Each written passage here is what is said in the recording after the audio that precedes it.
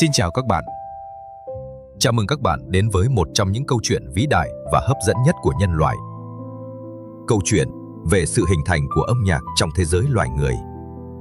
Đây không đơn thuần chỉ là câu chuyện về những giai điệu cụ thể nào, mà thực sự đó là một hành trình xuyên suốt thời gian để giúp chúng ta khám phá âm nhạc đã định hình và phản ánh chính câu chuyện của nhân loại như thế nào. Và chúng ta cũng sẽ cùng khám phá hai dòng sông âm nhạc Đông, Tây đã tuôn chảy và hòa vào đại dương âm nhạc hiện đại ra sao. Từ những nghi lễ đơn sơ, cổ xưa nhất cho đến những sân khấu hoành tráng của thế giới hiện đại ngày nay. Từ âm thanh trở thành âm nhạc. Đó là một hành trình rất dài, một hành trình đi qua 7 thời kỳ. Như một tấm gương phản chiếu những khát vọng, những đức tin và cả những cuộc cách mạng tư tưởng của con người.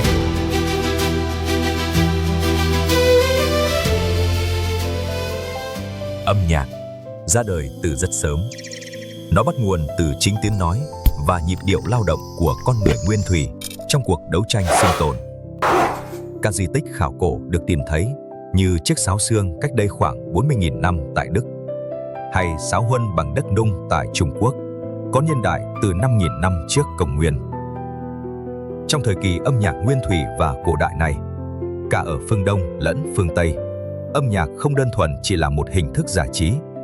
Người xưa xem nó như một sợi dây vô hình kết nối con người với vũ trụ, là cách để tìm kiếm sự hài hòa với trời đất.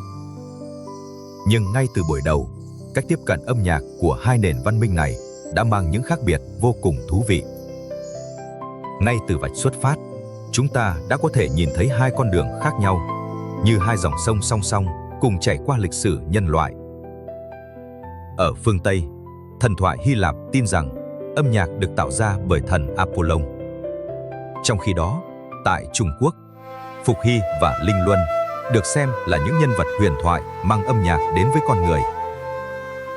Trong thời kỳ nguyên thủy, âm nhạc vẫn chưa tách rời thành một hoạt động độc lập. Nó gắn chặt với lao động, khoa học, bùa chú và những điệu nhảy cổ xưa. Tới thời cổ đại, ở phương Tây, Hy Lạp sử dụng các điệu thức Dorian, Phrygian, Lydian cùng những nhạc cụ như đàn lai và kithara. Trong khi đó, ở phương Đông, tại Trung Quốc, từ khoảng 1.000 năm trước Công nguyên, vào thời nhà Chu, đã xuất hiện những dấu tích đầu tiên của hệ thống ngũ âm: cung, thương, dấp, chủy, vũ. Người Trung Hoa cổ đại cũng phân loại nhạc cụ theo 8 chất liệu, được gọi là bát âm: kim, mộc, thổ, thạch, cách, trúc, ti và bảo. Trong giai đoạn này, âm nhạc là hình thức đơn điệu, chỉ tồn tại một dòng giai điệu duy nhất. Dù là một người hát hay nhiều người cùng hát, người nghe vẫn chỉ nghe thấy một giai điệu giống nhau.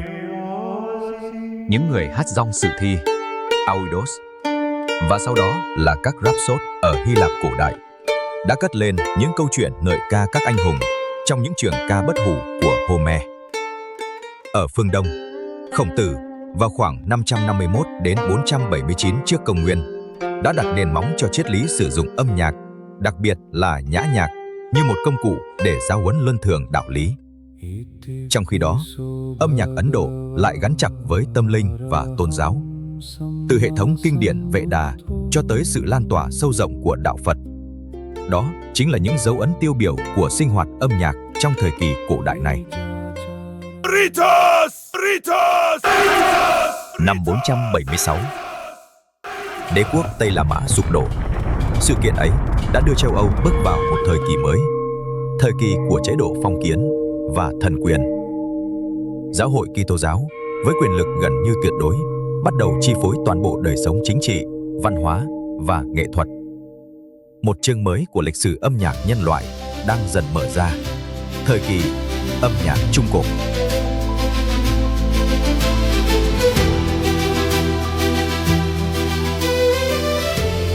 Trong suốt gần 1.000 năm, phương Tây chìm dưới sự thống trị đầy quyền lực của giáo hội. Âm nhạc nhà thờ trở thành hình thức gần như độc tôn. Những bản bình ca một bè vang lên trong các tu viện, thánh đường và nghi lễ tôn giáo. Nhưng bên dưới vẻ tĩnh lặng ấy, những mầm mống đầu tiên của âm nhạc nhiều bè, hay còn gọi là phức điệu, đã bắt đầu xuất hiện. thông qua các hình thức organum, conductus và motet. Trong khi đó, ở phương Đông, Trung Quốc bước qua những triều đại rực rỡ, Đường, Tống và Nguyên. Âm nhạc cung đình, đặc biệt là yến nhạc thời nhà Đường, đạt tới sự phát triển mạnh mẽ.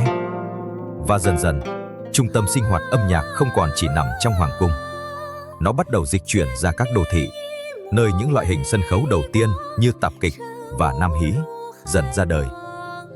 Trong khi đó, âm nhạc Ấn Độ vẫn giữ mối liên kết sâu sắc với thần linh và tôn giáo. Đồng thời, nó cũng bắt đầu tiếp nhận những ảnh hưởng văn hóa ngoại lai từ Ba Tư và Ả Rập. Ở phương Đông nói chung, âm nhạc trong giai đoạn này vẫn mang đậm tính đơn điệu. Dù đã xuất hiện thêm những yếu tố dị điệu, các giọng hát và nhạc cụ vẫn chủ yếu cùng hướng theo một giai điệu duy nhất. Và cũng chính trong thời kỳ này, một thành tựu mang tính lịch sử đã xuất hiện. Tu sĩ người Ý Guido d'Arezzo đã đặt nền móng cho hệ thống ký âm âm nhạc phương Tây. Ông phát minh ra hệ thống 6 âm xướng âm ut, re, mi, fa, sol, la cùng với khuôn nhạc, giúp việc ghi chép âm nhạc trở nên chính xác hơn và dễ học hơn đối với con người thời bấy giờ. Vào cuối thời kỳ Trung Cổ, những thành thị đầu tiên của châu Âu dần xuất hiện. Cùng với đó là sự ra đời của những trường đại học đầu tiên như Sorbonne tại Pháp và Oxford tại Anh. Sự phát triển của đô thị, thương mại và những phát minh khoa học đã từng bước làm suy yếu quyền lực tuyệt đối của giáo hội. Con người bắt đầu khao khát thoát khỏi sự ràng buộc của chủ nghĩa kinh viện thần học để tìm lại những giá trị chân thực của chính mình. Và từ đó, một thời đại mới dần mở ra, thời kỳ phục hưng.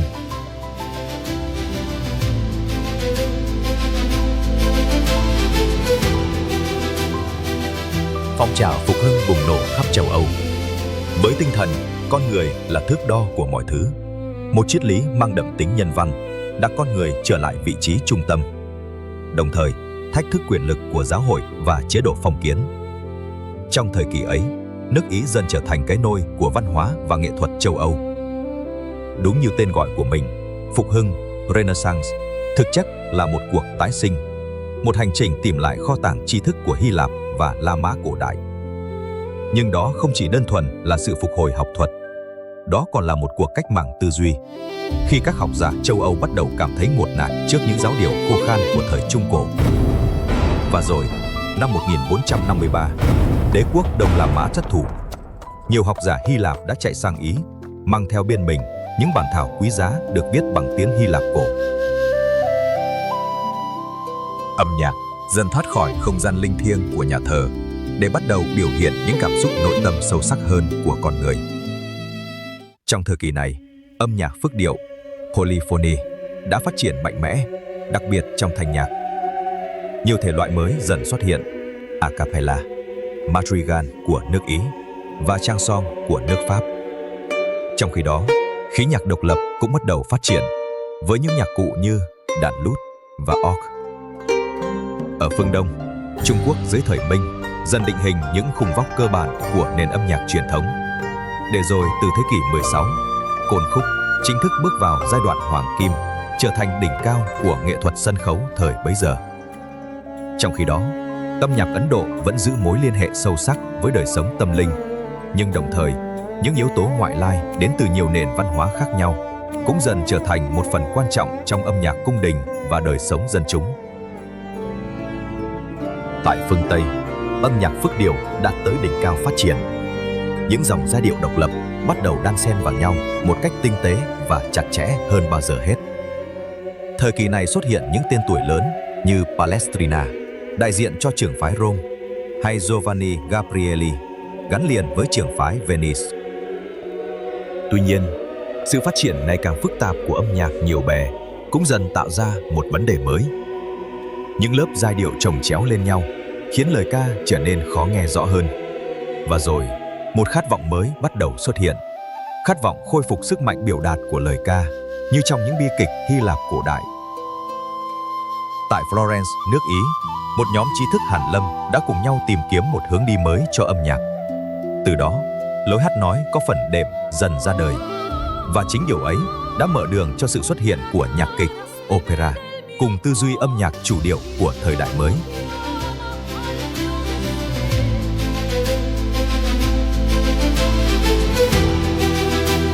Trong chuỗi hành trình này, chúng ta sẽ gộp thời kỳ Baroque, kéo dài từ khoảng năm 1600 đến năm 1750, và cả giai đoạn ngắn tiếp theo, thường được gọi là tiền cổ điển, khoảng từ năm 1720 đến năm 1760, vào cùng một chặng phát triển của lịch sử âm nhạc.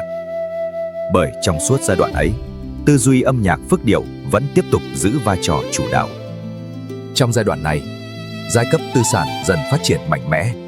Trong khi đó, các vương triều châu Âu cũng bắt đầu bảo trợ rộng rãi cho nghệ thuật và âm nhạc.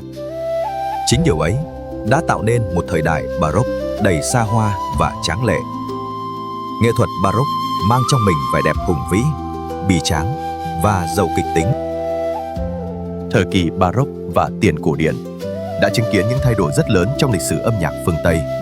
Nhiều hình thức âm nhạc mới liên tiếp ra đời và nhanh chóng khẳng định vị trí của mình.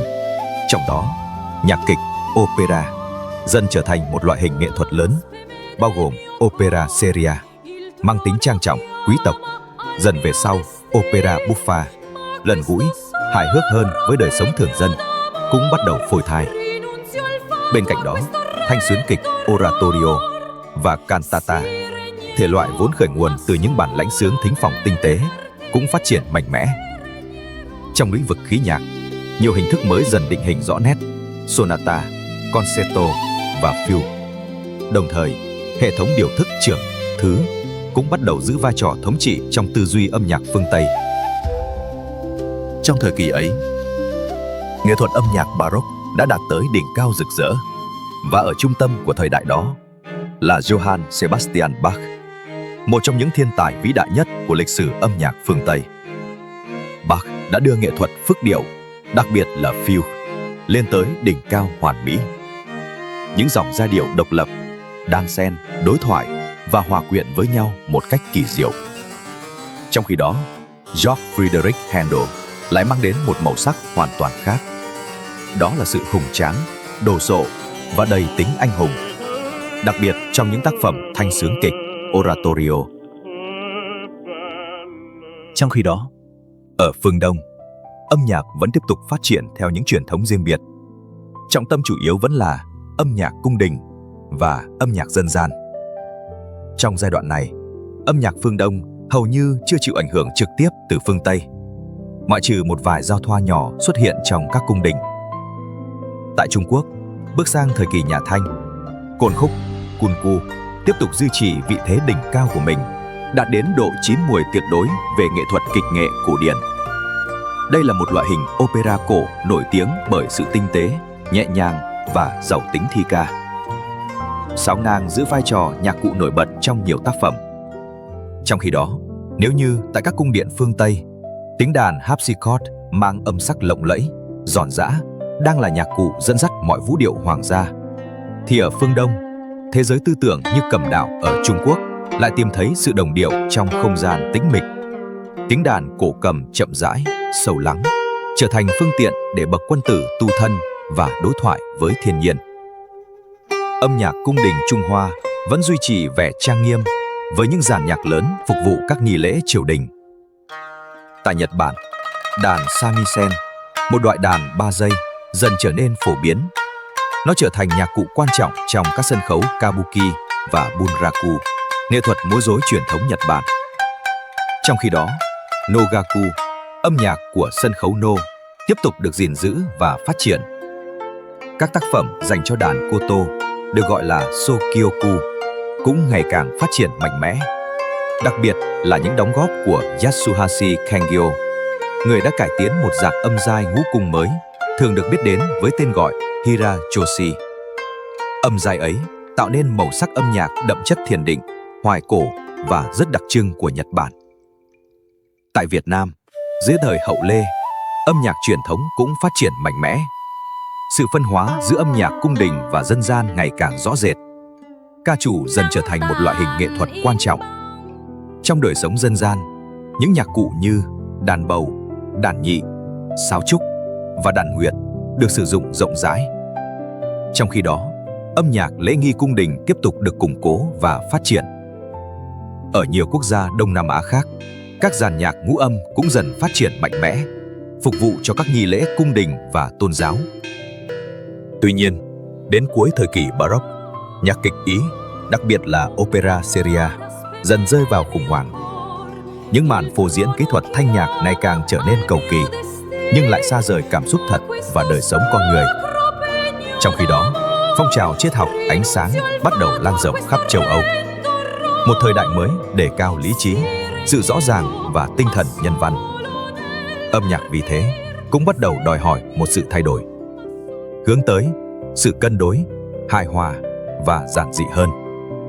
Đó chính là những dấu hiệu đầu tiên mở đường cho một thời đại âm nhạc mới. Thời kỳ cổ điển Viên.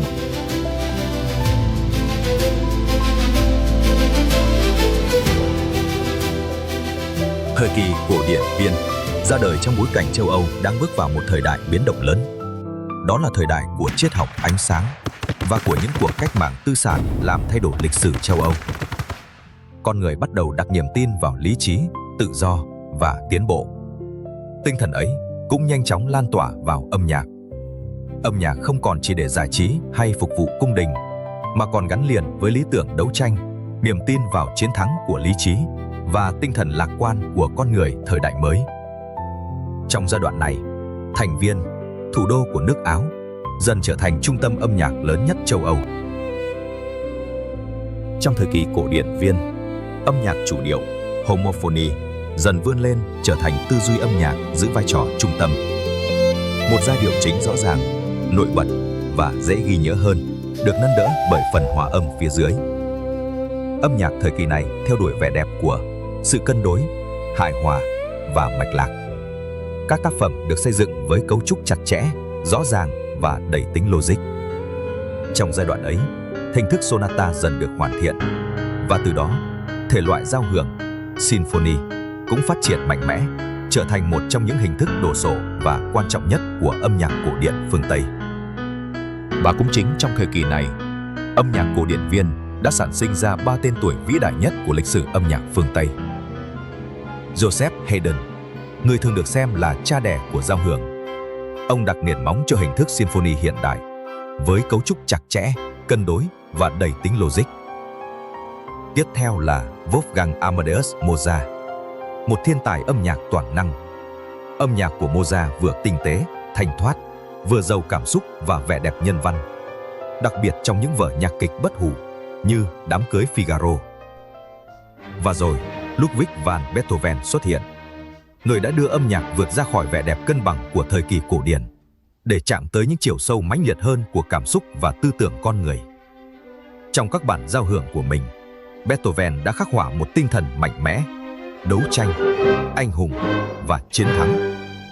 Âm nhạc thời kỳ này đặc biệt đề cao cấu trúc, hòa thanh và nghệ thuật giao hưởng.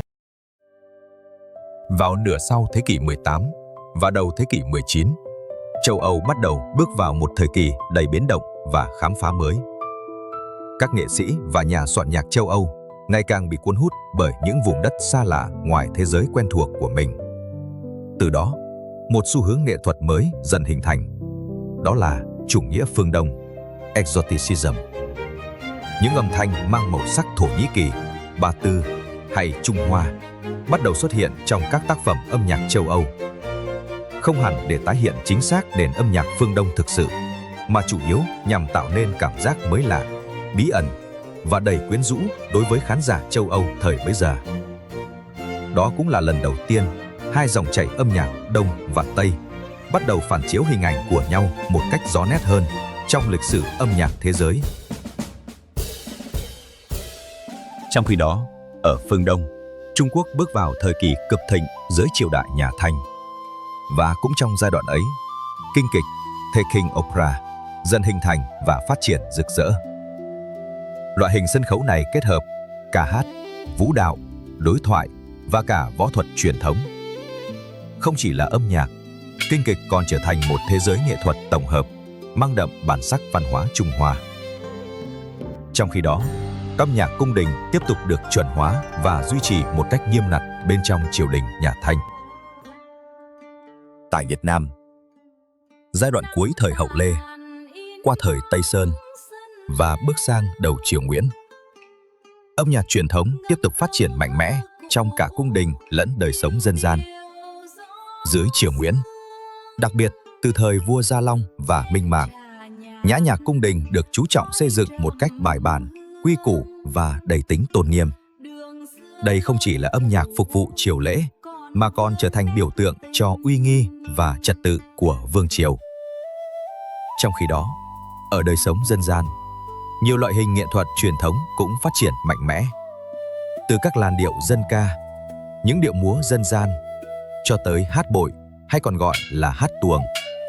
Tất cả đều phản chiếu đời sống tinh thần và bản sắc văn hóa của người Việt thời bấy giờ. Nhân rồi, những biến động dữ dội của lịch sử châu Âu đã dần làm lung lay niềm tin lạc quan của thời đại ánh sáng.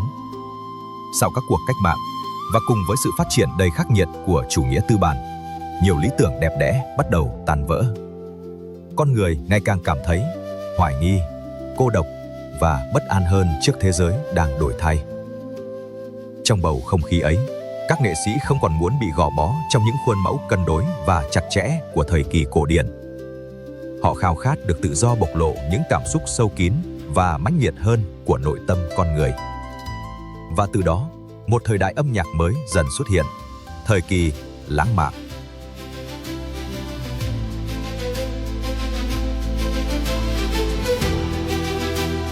Thế kỷ 19, châu Âu bước vào một thời kỳ đầy biến động. Các cuộc đấu tranh giải phóng dân tộc liên tiếp bùng nổ. Trong khi đó, sự bất bình đẳng ngày càng sâu sắc của xã hội tư bản cũng khiến nhiều nghệ sĩ trở nên hoài nghi và day dứt hơn về hiện thực cuộc sống. Họ bắt đầu tìm kiếm một thế giới khác, một thế giới của tự do, cảm xúc và những khát vọng lý tưởng. Từ đó, âm nhạc thời kỳ lãng mạn dần hướng sâu hơn vào thế giới nội tâm của con người. Tính trữ tình và cảm xúc cá nhân được đẩy lên mạnh mẽ. Âm nhạc cũng dần giải phóng mình khỏi những khuôn mẫu chặt chẽ của thời kỳ cổ điển. Trong hòa âm, các nhà soạn nhạc ngày càng yêu thích những màu sắc tương phản, những chuyển điệu bất ngờ và những cảm xúc mãnh liệt hơn. Cũng trong giai đoạn ấy, xuất hiện một xu hướng mới, âm nhạc có tiêu đề, hay còn gọi là thơ giao hưởng. Âm nhạc không còn tồn tại riêng biệt, mà bắt đầu gắn chặt hơn với thi ca, văn học và những câu chuyện giàu hình ảnh. Đồng thời, phong trào âm nhạc dân tộc cũng bùng nổ mạnh mẽ trên khắp châu Âu. Từ Ba Lan, Nga, Tiệp Khắc cho tới các quốc gia Bắc Âu, các nhà soạn nhạc đều tìm cách đánh thức niềm tự hào dân tộc và bản sắc văn hóa của dân tộc mình thông qua âm nhạc. Tinh thần của thời kỳ lãng mạn được phản chiếu rõ nét qua những cá nhân kiệt xuất của lịch sử âm nhạc châu Âu. Franz Schubert, người đã đưa ca khúc nghệ thuật Lied trở thành một thế giới âm nhạc đầy chất thơ và cảm xúc nội tâm. Frédéric Chopin lại gửi vào tiếng đàn piano linh hồn của quê hương Ba Lan. Âm nhạc của ông vừa tinh tế, mỏng manh, vừa chất chứa nỗi nhớ, niềm tự hào dân tộc và cảm xúc sâu kín. Trong khi đó, Carl Maria von Weber mở đường cho nhạc kịch dân tộc Đức, đưa màu sắc dân gian, truyền thuyết và tinh thần dân tộc bước lên sân khấu opera. Bên cạnh họ, còn có những tên tuổi lớn khác như Franz Liszt, Felix Mendelssohn và Piotr Ilyich Tchaikovsky. Những con người đã cùng nhau mở rộng biên giới của cảm xúc, kỹ thuật và trí tưởng tượng trong âm nhạc thời kỳ lãng mạn. Trong thời kỳ lãng mạn, chủ nghĩa phương Đông, exoticism, vẫn tiếp tục ảnh hưởng mạnh mẽ tới âm nhạc phương Tây. Nhiều nhà soạn nhạc châu Âu tiếp tục tìm kiếm những màu sắc âm thanh mới lạ từ phương Đông. Họ vay mượn các thang âm ngũ cung, những đường nét giai điệu đặc trưng và cả bầu không khí huyền bí xa xôi để đưa vào các tác phẩm của mình. Dù phần lớn đó vẫn là hình ảnh phương Đông được tưởng tượng qua góc nhìn châu Âu, nhưng chính những thử nghiệm ấy đã khiến âm nhạc phương Tây trở nên phong phú hơn về màu sắc và trí tưởng tượng âm thanh. Trong khi đó, ở phương Đông, thế kỷ 19 cũng mở ra một thời kỳ đầy biến động. Các cuộc chiến tranh, quá trình thuộc địa hóa và sự mở rộng ảnh hưởng của phương Tây đã dần làm thay đổi đời sống văn hóa của nhiều quốc gia châu Á. Tại Trung Quốc, Sau cuộc chiến tranh Nhà Phiến năm 1840, quyền lực của triều đình nhà Thanh bắt đầu suy yếu nghiêm trọng. Âm nhạc cung đình vì thế cũng dần mất đi vị thế vốn có của mình. Đồng thời, những ảnh hưởng văn hóa phương Tây ngày càng thâm nhập sâu hơn vào đời sống xã hội Trung Hoa. Tại Ấn Độ, khi trở thành thuộc địa của Anh Quốc, nền âm nhạc truyền thống nơi đây cũng bắt đầu tiếp xúc với lý thuyết âm nhạc phương Tây. Và rộng hơn, ở nhiều quốc gia phương Đông khác, đây chính là giai đoạn chuyển mình mang tính lịch sử, khi các nền âm nhạc truyền thống lần đầu tiên bắt đầu tiếp xúc trực tiếp và chịu ảnh hưởng ngày càng rõ nét từ âm nhạc phương Tây. Thông qua giao lưu văn hóa, thương mại và cả quá trình thuộc địa hóa. Tại Trung Quốc, dù những ảnh hưởng từ phương Tây ngày càng lan rộng, triều đình nhà Thanh vẫn cố gắng duy trì hệ thống âm nhạc cung đình truyền thống như một biểu tượng của trật tự và bản sắc văn hóa cổ xưa. Nhưng cùng lúc ấy, những tư tưởng cải cách và hiện đại hóa cũng bắt đầu xuất hiện.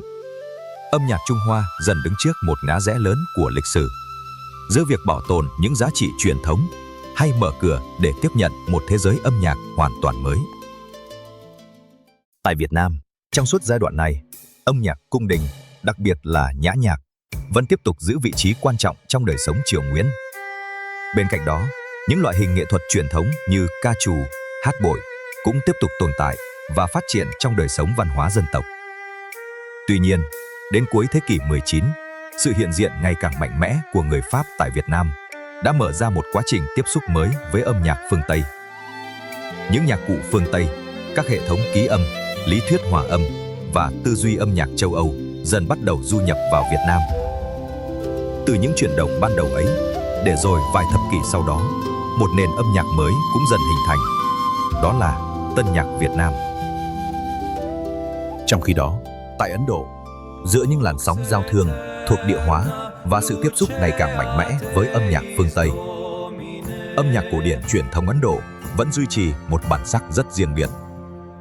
Hai dòng chảy lớn tiếp tục phát triển: Hindustani ở miền Bắc và Carnatic ở miền Nam.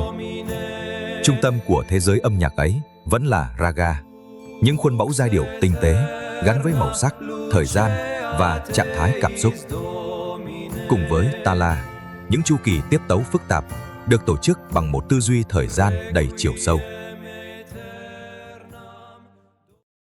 Nhưng câu chuyện âm nhạc của nhân loại không chỉ được nhấc lên bởi phương Đông và phương Tây.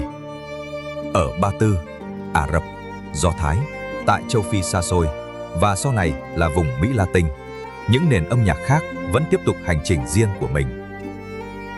Khác với châu Âu, nơi âm nhạc với cấu trúc chặt chẽ là trọng tâm phát triển, nhiều truyền thống âm nhạc trên thế giới lựa chọn một con đường khác, tập trung vào chiều sâu của giai điệu, sự tinh tế của điệu thức, sự biến hóa của tiết tấu và nghệ thuật ngẫu hứng.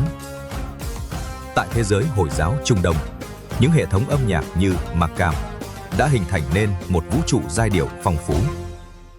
Qua nhiều thế kỷ, những cuộc giao thương, những cuộc chinh phục và sự dịch chuyển của các nghệ nhân đã đưa âm nhạc Ba Tư, Ả Rập, Trung Á liên tục giao thoa với nhau. Sau những biến động từ các cuộc chinh phục của đế chế Mông Cổ ở thế kỷ 13, các trung tâm văn hóa mới được hình thành, nơi tri thức âm nhạc được bảo tồn, trao đổi và tiếp tục hệ thống hóa. Sau đó, đế chế Ottoman kéo dài từ thế kỷ 14 đến đầu thế kỷ 20 đã phát triển một nền âm nhạc cung đình vô cùng tinh tế. Đồng thời, âm nhạc quân đội Ottoman với những âm sắc mạnh mẽ và tiết tấu đặc trưng cũng vượt qua biên giới, để lại dấu ấn trong trí tưởng tượng âm nhạc châu Âu. Ở một phía khác của thế giới, từ sau thế kỷ 15, những cuộc gặp gỡ đầy biến động giữa châu Âu, châu Phi và châu Mỹ bản địa đã tạo nên một trong những cuộc hòa trộn âm nhạc lớn nhất lịch sử. Cấu trúc hòa âm phương Tây hòa cùng sức mạnh tiết tấu châu Phi và màu sắc văn hóa bản địa đặt nền móng cho những hình thái âm nhạc mới tại Mỹ Latin và vùng Caribbean. Và rồi, đến cuối thế kỷ 19, và đặc biệt khi thế giới bước vào những cuộc chiến tranh khốc liệt của thế kỷ 20, niềm tin lạc quan của thời đại lãng mạn dần bắt đầu sụp đổ. Những biến động xã hội, chiến tranh và khủng hoảng tinh thần sâu sắc đã khiến con người ngày càng hoài nghi hơn về thế giới quanh mình. các hệ giá trị thẩm mỹ cũ bắt đầu rạn vỡ. Khi thế kỷ 19 dần khép lại, trong nghệ thuật, thế giới âm nhạc cũng bắt đầu thay đổi. Những truyền thống từng phát triển riêng biệt bắt đầu gặp nhau nhiều hơn. Các nhạc sĩ cũng bắt đầu tìm kiếm những phương thức biểu đạt mới, mạnh mẽ hơn, cực đoan hơn. Một ngôn ngữ âm nhạc toàn cầu mới đang âm thầm được hình thành và chưa từng có trước đó. Âm nhạc từ đây dần bước sang một thời đại hoàn toàn khác, một thế giới âm thanh mới mở đường cho hình hài của nền âm nhạc hiện đại ngày nay. Thời kỳ âm nhạc hiện đại.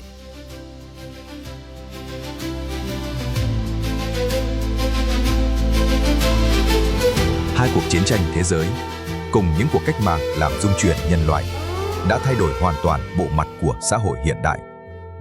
Thế giới bước vào một thời đại đầy biến động, nơi vô số tư tưởng, quan điểm sống và khuynh hướng nghệ thuật cùng tồn tại, xung đột và va chạm lẫn nhau. Trong thế giới mới ấy, âm nhạc cũng bắt đầu bước vào một hành trình thay đổi chưa từng có.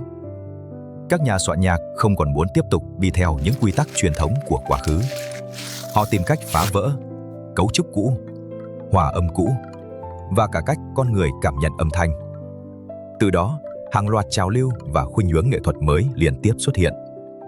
Trong số đó, âm nhạc ấn tượng, Impressionism, khởi nguồn từ những tư tưởng giao thời cuối thế kỷ 19, mở ra một thế giới âm thanh mờ ảo, mong manh và đầy màu sắc, nơi âm nhạc không còn chỉ kể chuyện, mà giống như những vệt ánh sáng, màu sắc và cảm xúc đang chuyển động. Claude Debussy và Maurice Ravel chính là những gương mặt tiêu biểu của dòng chảy ấy. Trong khi đó, âm nhạc thử nghiệm, experimental music, lại đi theo một hướng hoàn toàn khác. Các nhà soạn nhạc bắt đầu phá bỏ những quan niệm truyền thống về âm thanh và âm nhạc. Họ tìm kiếm sự bất ngờ, sự va chạm và cả những trải nghiệm đầy mạo hiểm. Đồng thời, nhiều khuynh hướng nghệ thuật khác cũng lần lượt xuất hiện.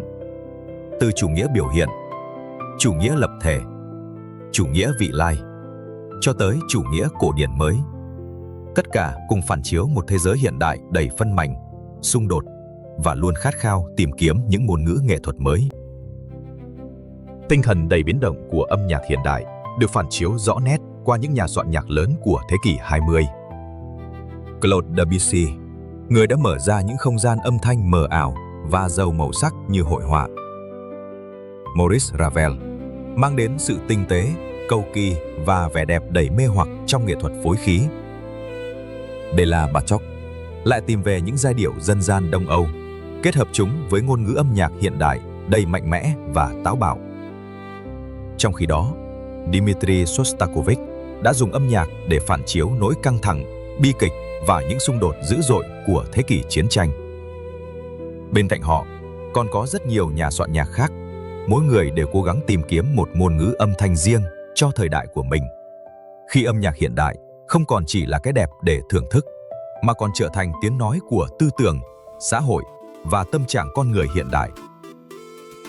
Bước sang thời đại công nghệ, sự phát triển mạnh mẽ của khoa học kỹ thuật, đặc biệt là công nghệ thông tin và Internet, đã làm thay đổi sâu sắc cách con người tiếp cận và thưởng thức âm nhạc.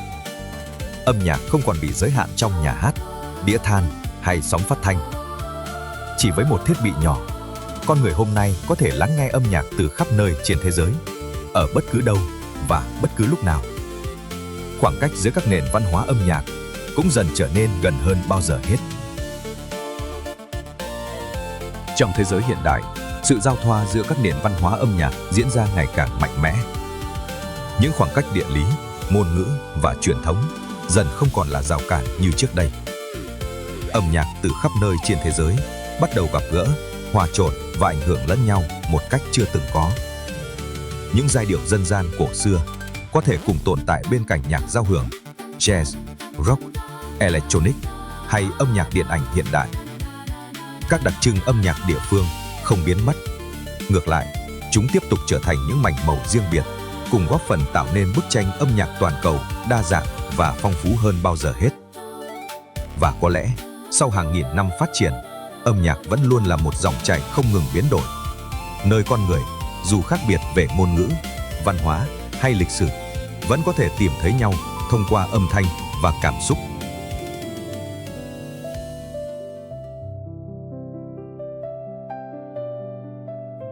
Nhìn lại toàn bộ hành trình ấy, chúng ta có thể thấy lịch sử âm nhạc của loài người chưa bao giờ chỉ là câu chuyện của riêng những nốt nhạc.